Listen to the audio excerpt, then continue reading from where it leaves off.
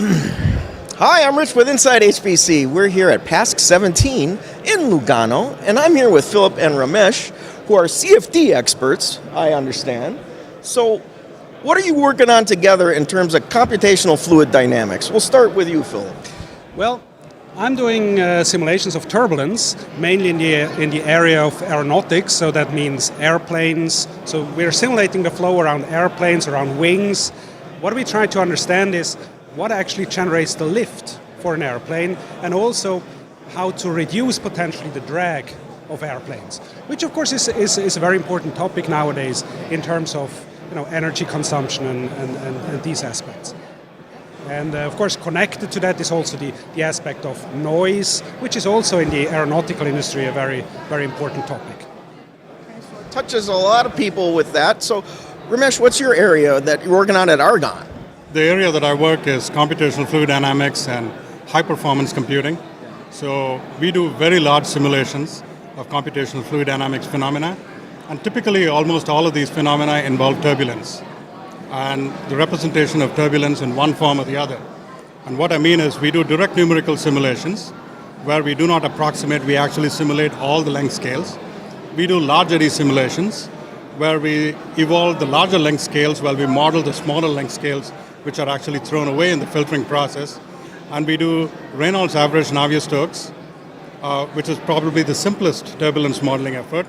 And we also do a hybrid approach where we do RANS and LES for high Reynolds flows, where typically for wall-bounded flows it is very difficult to do a pure LES, which is wall resolved.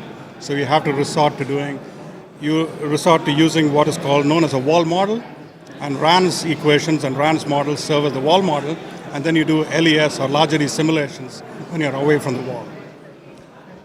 So with these kind of problems, you couldn't just put this stuff in a wind tunnel and get the information you needed, right? I mean, isn't that the deal? Well, of course, this is one way that you could do it, and actually we have one project that is called a so-called virtual wind tunnel, where essentially we use computations, big computers, in an effort to imitate a wind tunnel experiment. The advantage with doing simulations is that you have complete access to all data, so all the velocity components at every point in the domain at any time, whereas if you do it in a wind tunnel, in a real wind tunnel, you need to put in sensors, you need to put in seeding particles and so on in order to actually get out the information. And it's sometimes not even clear to what extent that the data is falsified or affected by the way you measure. So that's one of the advantages of doing these experiments virtually in our virtual wind tunnel. I'm curious about the turbulence. Does multiphysics come into play? Because you're like a helicopter is really churning things up, right? This isn't right. So how does that work? I guess it depends on what you mean by multiphysics. Definitely turbulence is multi-scale, yes. Because you start from the smallest scales to the largest scales on the order of the helicopter. Yeah. And that is exactly what you were saying before. In order to resolve everything, if you want to do DNS, for instance, you need to have all these scales represented in a computer. And of course that means billions and billions of grid points, which you then need to get a solution at every grid point and get the results. And that of course costs a lot of time to do these simulations to get the results out. So I think multi-scale, that's really the key word. Although I think to go further with what you call multiphysics, if you want to do aeroacoustics, you actually have to first generate the turbulent field, and then from the turbulent field you actually have to identify the acoustic sources, and then you use some simplified equations to actually propagate the acoustic waves from these sources to figure out what the acoustic signal is at a certain distance away from the source or away from the body, which is actually producing both the turbulence as well as the aeroacoustic noise phenomena. So in some sense, you could consider that to be multiphysics, because there is the acoustic part, there is the turbulence part involved in it. But if you talk about multiphysics, there are other things. For example, combustion and turbulence is a multiphysics problem. And it's a very, very difficult problem, because many of the theories which have actually been developed for turbulence, like the very basis of what we call large eddy simulations, where the larger scales actually supply energy to the smaller scales and not vice versa, is not true.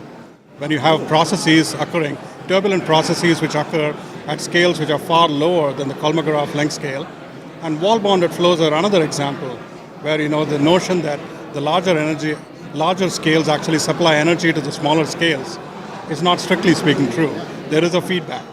And that's why modeling these two flow scenarios, combustion and turbulence, and wall-bounded flows, is a particularly challenging problem, and it has far-reaching consequences. Because if we understand the combustion process better, we can actually reduce the waste products in combustion, which ultimately affect our environment.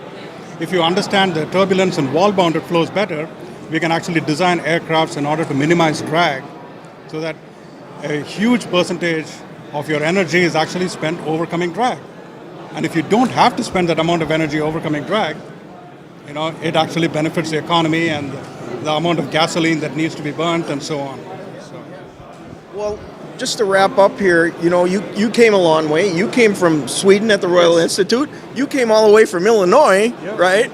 Oh, what is it about the past conference that attracted you, and how did it turn out so far? One of the things that really attracted me about the past conference was that the past conference was not just about high performance computing. And we want to only talk about the scaling of codes, and we don't want to talk about the physics.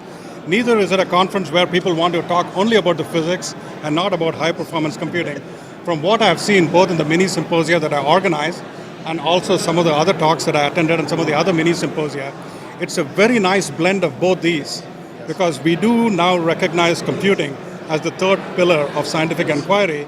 You need a conference which actually blends both computing as well as the physics. And I think the past people have actually done a very nice job.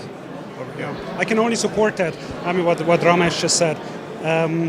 I think the most important point at this conference is the unique combination of applications, of computing, of numerics in one conference.